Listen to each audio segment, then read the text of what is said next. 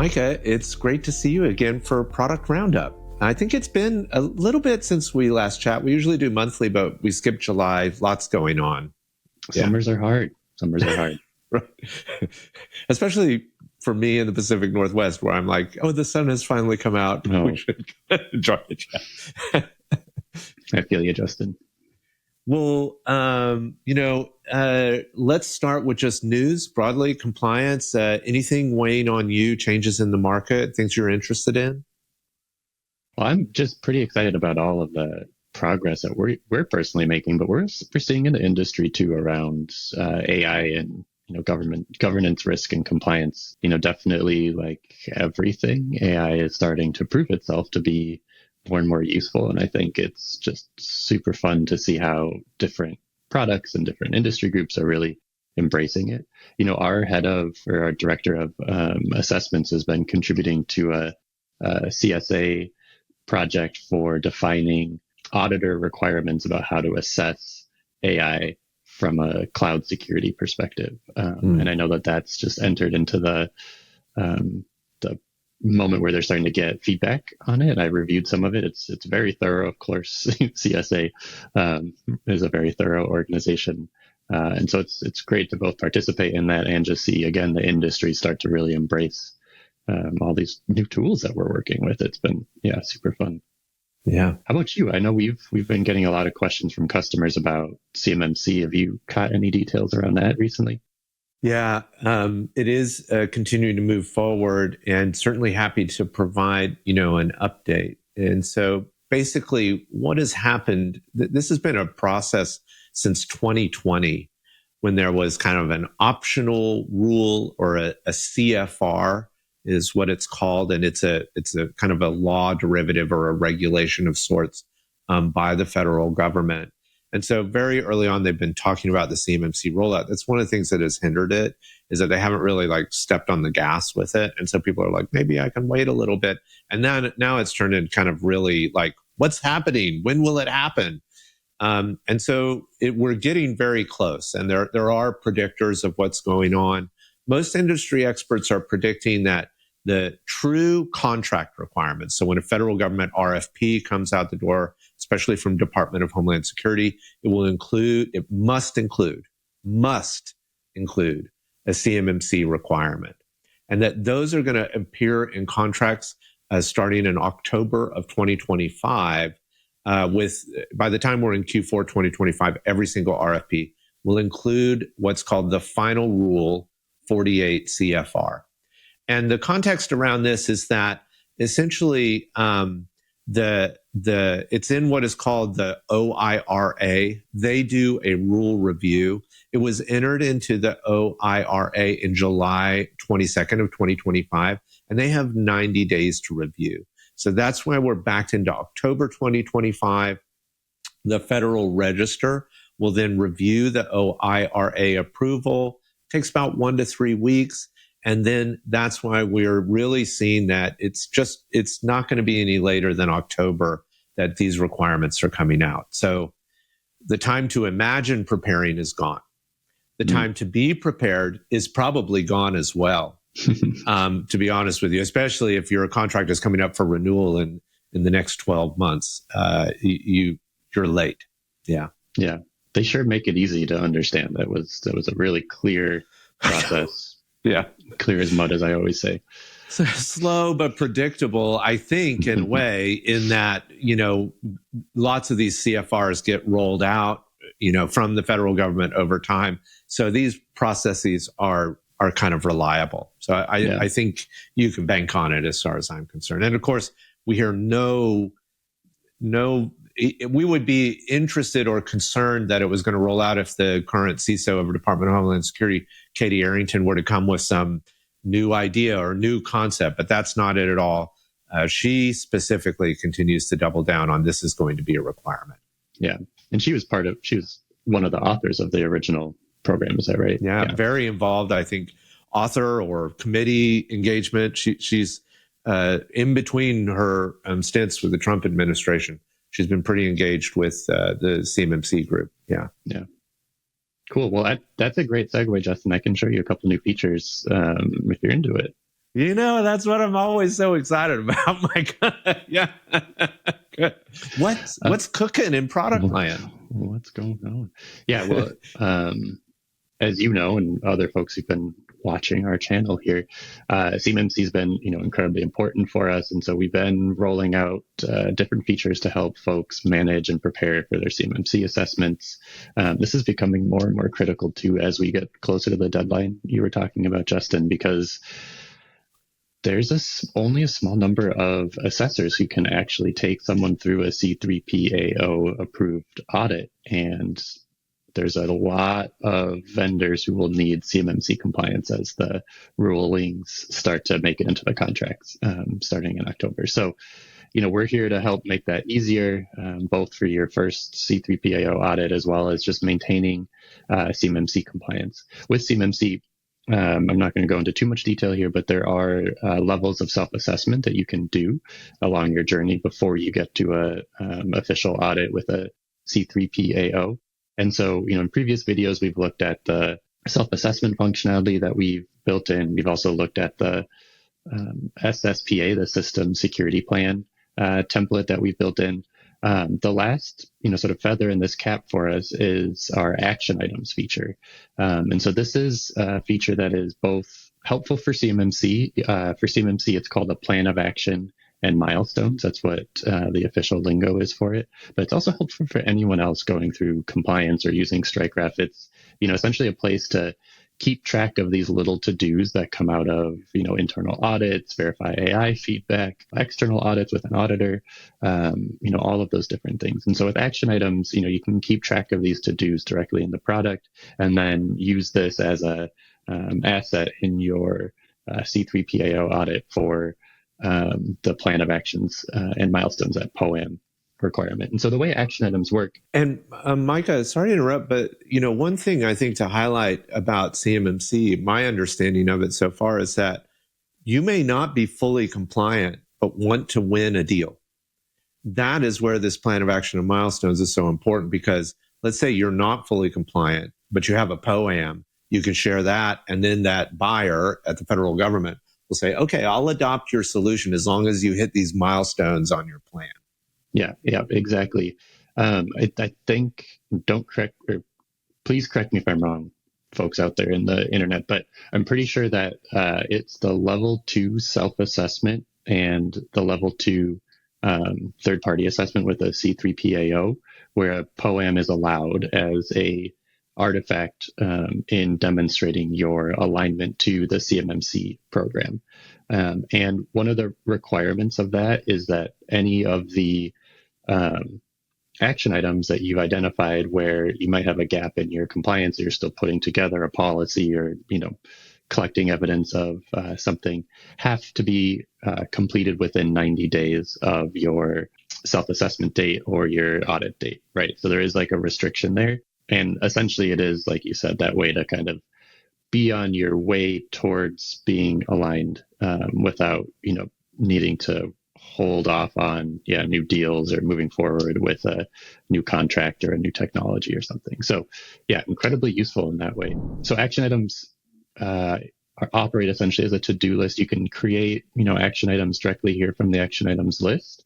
The other thing that you can do, though, which is I think the thing that I'm the most excited about, is you can actually create action items directly from the criteria in the product. So as you're going through and doing your self-assessment or doing a gap analysis, you might be looking at a certain requirement in the framework and you see that you have a control that is maybe linked but not yet enabled or not yet in place. You can create an action item directly here to potentially like establish a control. So I'm just going to type in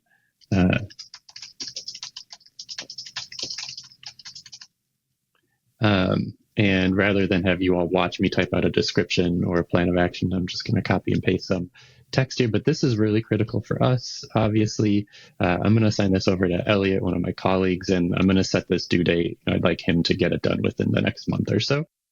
So I'm going to create that action item. And I'll pop over here to the action items tab and we can see, boom, here it is on my list. It's to, has a due date, it's critical priority. And you can see here, it's linked already to that requirement. So as Elliot goes through and works on this, once he completes it, he can pop back over and ensure, right, that the control is mapped to the right place, and ensure that the requirement is inheriting the control's status and all of the things that you know about the StrikeGraph platform. Also, as he creates that new control, he can actually map that control directly here to the action item as well. So there's this nice receipt, right, that we can build around the activity of completing this action item. And that's true for, adding a new evidence item, adding a new risk, or like we're seeing here, mapping to criteria. So, of course, Elliot, if I made this for him, he'd get an email telling him about that. So he's aware that he's on the hook for this, and he'll be able to log in and access his action item here. So again, pretty cool feature that I'm very excited to get out into the wild. We're going to start rolling this out to everybody in our scale and enterprise tiers over the next couple of weeks here. So, definitely if you're in that category, keep an eye out for some messaging around when that's enabled for your account. And if you're, one of our certified tier customers, holler and we'll talk about what it looks like to get up into the scale tier. Yeah, you and I talk a lot of times about innovation in our product technologically with the feature set, what it's doing. But I think another innovation that we're bleeding off of here is CMMC itself, right? It's a new framework. It has new styles of requirements, new thinking around what compliance might look like and how to manage that. And I love that they have this concept of a plan of action and milestones. That I think is powerful. To your point, and the way we wrote it into our software was for anywhere, in any framework that you're working on. It is a powerful tool for managing what to do next and who's responsible for it. And did they successfully accomplish that? Yeah, it gives you that paper trail, which is super important. Obviously, Justin, the other area that we've been really focused on is, layering in AI, and not just in a bolt on some third-party API capabilities, but really, tailoring it to our product experience, as well as ensuring we're developing it in a secure and, privacy-oriented way. So, of course, all of our AI systems are self-hosted inside of our firewall. All of the data in and out is encrypted. We don't use customer data to train large language models. I just feel like I have to say that every time we talk about AI these days, because it's still the Wild West out there in a lot of ways, and it's hard to know, where your data is going and whether it's safe and all of that. But like I mentioned, we're trying to build it in really intentionally rather than just bolting on this third party. And so one of the other features, I think we've looked at this in a past product video, but that we are rolling out is our updated questionnaires feature. And so with this updated questionnaires feature, you can upload, your security questionnaires. So when you get these from your vendors, you can pop those up in here. Let me just grab one that I have on my desktop. So here's a question. I uploaded it. It asks me now which of the sheets inside my spreadsheet I want to analyze. I know I've looked at this sheet before. The vendor information is the part that I need to answer. So I can submit that out. What is happening now behind the scenes is Security Assistant, which is one of the AI features that we have, is actually going through and pulling out, extracting all of the different questions that were listed on that tab. So it does that automatically. It's really helpful in that way. So you can see I've got 2 pages worth of questions here. And it's now going through a process of looking for evidence in our evidence repository to use to answer these questions directly. I won't make you sit around and watch this happen, but it's been really successful so far for the folks that have helped us beta test it. It can answer between 80 to 90% of the common questions that come through security questionnaires. And if it doesn't find an answer, you can always edit the answer yourself. So you can pop in and, provide a new answer. The other cool thing is once it's done, you can export it back out into the original format that it came in. So it'll actually put the answers back into the same file that was uploaded, so that you can then hand that back over to your vendor. It's really simple, straightforward, easy to use, and hopefully folks will find some good value with this. This is already enabled for our customers who have access to the questionnaires feature. So definitely if you're in that category, go take a look at it, give us any feedback you have as you're playing around with it. We are deprecating the old version of our questionnaires feature. I think by the end of this month, we'll turn off access to that. So if you do have any information stored there that you do want access to, definitely pull it out before that date. You should be getting some emails about the timelines around that. So just a quick reminder for you all. That's a big engineering innovation, getting it back embedded in whatever the original document format was, Micah. Yeah, that was absolutely. A tough challenge. Kudos to the software development team. Yeah. Yeah. Justin, you're familiar with Excel spreadsheets. They come in all shapes and sizes with wild formatting. And so, I mean, the other thing I'll just say is thank you to the folks who've helped beta test it, because you've helped us identify a couple formatting challenges that Security Assistant was struggling with. We've now patched a lot of those. So it's pretty rock solid. But, of course, if anyone runs into any issues, like, we're always happy to take feedback and work to improve our product. The second AI feature, Justin, that I wanted to show you is a new capability that we've added into Verify AI. And so, for those of you who know and recognize our product, currently Verify AI sits at the evidence layer, and it'll actually analyze evidence as you are uploading it, right? So it's super helpful. It takes the description of your evidence, runs it as a agentic AI prompt against the attachment that you've uploaded, and then provides you feedback as to whether or not the evidence itself meets the requirements as defined in the evidence description. So, really handy. What we're working on now is moving Verify AI up to the control layer to help you ensure that you have appropriate evidence defined to meet the requirements of your compliance program. And so I'm going to pull up one of our encryption controls here. I'm going to pull up the encryption at rest control. This is one that I'm just starting to work on in this demo environment here. So no one's been assigned to it yet. It's not in progress. Let me just switch that quick here since I'm going to start working on it. So what we've got pulled up here is the Verify AI evidence coverage analysis. And so I've already run this, so you don't all have to sit here and wait to watch a loading spinner. But what this has done is it's actually taken the description of the control, which in this case is pretty straightforward, as well as all of the framework criteria that it's mapped to. It's run that through, our agentic workflow and come back with some themes and some test areas that it thinks need to be covered or should be covered by evidence attachments. So if we pop this open, we can take a quick look at it. For encryption at rest, Verify AI has identified that we need evidence of encryption governance, comprehensive implementation, key management policies, encryption algorithm standard verification, system architecture encryptions, and data encryption policy review. So these are the 7 different areas that it's determined represent a cohesive control program based, again, on the criteria that have been mapped to this control. And one thing I want to point out really quick is that it'll return different results depending on which criteria you have mapped to it.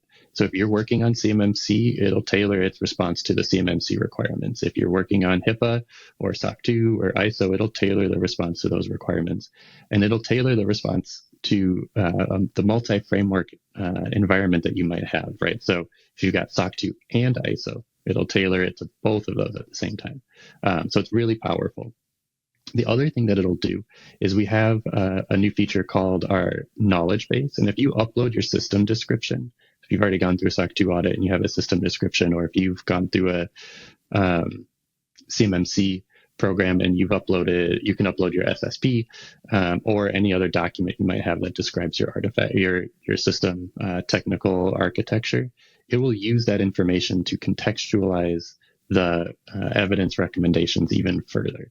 Right. So it'll look to see and recognize that you're using AWS, and so it'll recommend evidence requirements based on your AWS architecture or your Datadog implementation, or kind of whatever that is. So, again, it's really contextualized, and it's really contextualized to you, not just a generic feedback that's based on scanning the internet for information. Right. Again, it's really focused on using your information.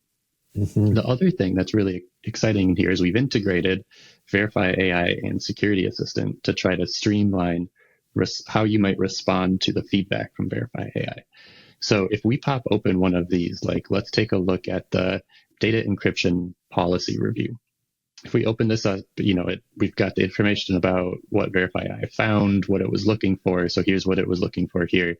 It wanted to review the encryption policy to confirm that it explicitly requires encryption of all data with standard industry algorithms. Great. So it didn't find that we have an evidence, enabled for that. Totally fair. Now you can see here we've implemented the security assistant recommendations. And so when I click this button here, security assistant's taking that Verify AI feedback, looking at the evidence attachments that you have and making recommendations on how you might respond to Verify AI's feedback. So in this case, it's identified that I have an evidence item called encryption at rest for CMS. CMS is a framework that this system is using. It's recommending that we update this evidence and we tweak the description to be more specific about what this policy should contain, right? So if I want to, I can just click accept this suggestion and it'll make the change for me. I don't have to do anything. We can kind of move on with, the next piece of feedback or something else like that. If I'm not ready to make that change, I can create an action item directly from here. Or if I don't agree with Verify AI or Security Assistant's recommendations or feedback, I can just mark it as reviewed, so that I don't have to worry about it. All three of these things, will kind of give you the opportunity to take direct action on Verify AI's internal audit that it's performed by feeding it over to Security Assistant here. And this is true. I can page through all of the different areas that it's looked. So here's the system architecture encryption verification theme here. For this one, it's recommending that I create a new evidence item, right? So this is documentation that I don't yet have in my evidence repository. So let's go ahead and create this evidence. Great, it's got that pulled up.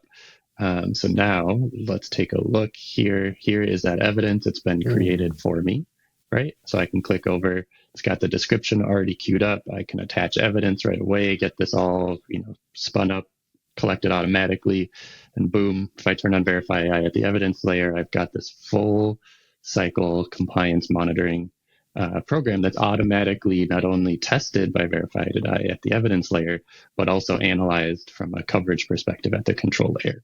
Wow.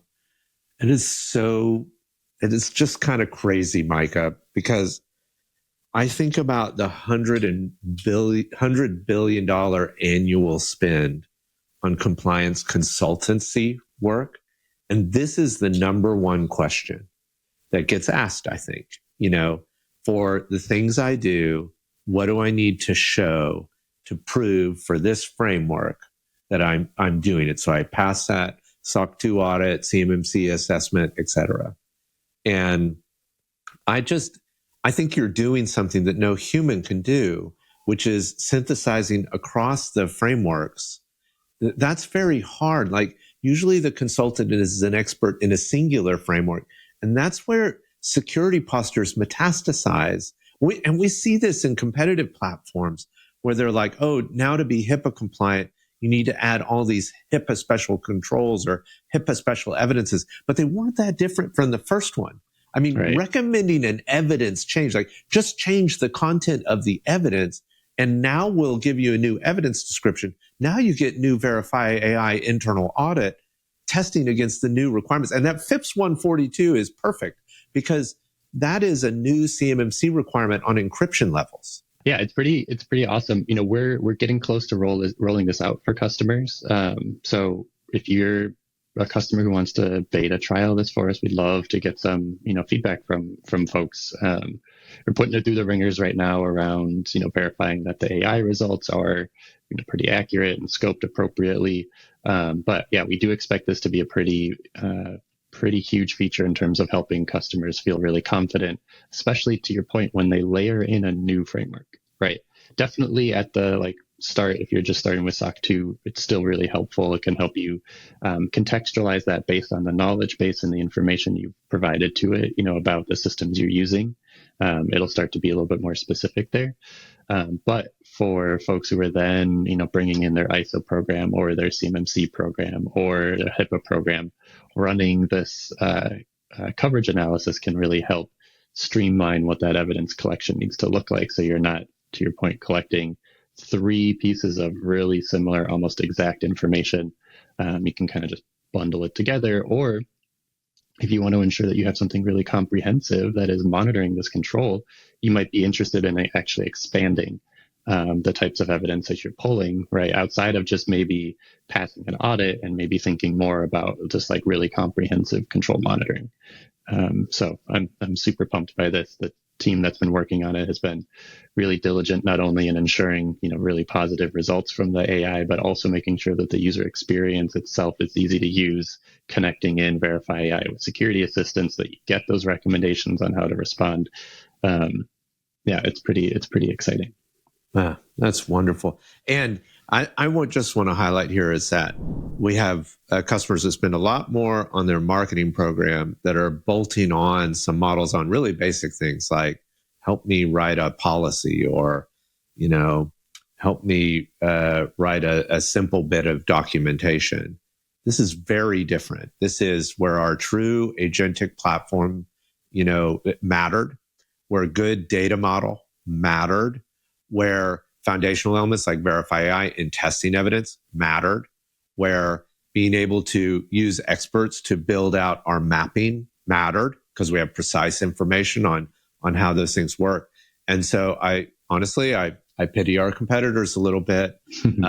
Small, smart teams can build very innovative, groundbreaking features. And I just love it. But of course, I'm never fully satisfied, Micah, as typical CEO. What are we going to talk about next month? any teasers for us? No, absolutely. Actually, we have I'm just constantly excited about our roadmap. So a couple of things that we've got in the fire. One is we are updating our risk assessment methodology. So probably next time we can look at the implementation of the NIST risk assessment matrix model. This will allow you to score your risks on a 5-point scale. We're also introducing a dynamic needs attention status for risks as well. So as you map your controls to your risks to demonstrate that those risks are mitigated, the risks will inherit the status of those controls. So you can see which risks need your attention and might not be fully mitigated because the control maybe has lapsed or something else like that. So that's going to be really cool. On the AI front, we've got some other really big features coming. One is we're working on an AI, a new capability for Security Assistant to help you write and identify which is the right integration for your evidence collection. What we want to do there is speed up the time to implement integrations, as well as just make it a little bit easier for our customers. The way we've built our integrations is, we've left it kind of open-ended. We've let our customers decide what information they want to pull so that we can, kind of operate in that more zero trust modality rather than, forcing them to install an agent or giving us, read write permissions inside their secure systems. We don't want to do that. And so this AI will help Security Assistant, tailor your evidence collection to the requirements that you have. So that's cool. We're also working on some new ways for Verify AI and Security Assistant to learn from you as you interact with it, both in terms of identifying more information out of the evidence that you're already providing, right? So that you don't necessarily have to share more information, right? But our information will just get smarter about what's available to it, as well as learning from your feedback as it's doing some testing. So, if you've marked a evidence response from Verify AI as reviewed, Verify AI should recognize like, okay, there's something nuanced here that I should, kind of pay attention to. And so we're working on some systems to help with that. So it's an exciting space for us. We're also looking at third-party risk management. We're looking at activity logs in our products. You can kind of keep an audit log of every activity. It's going to be an exciting end to the year. Wow. All right. Lots of fun. Micah, thanks so much. And I'm excited to chat again in a month. Yeah, sounds good.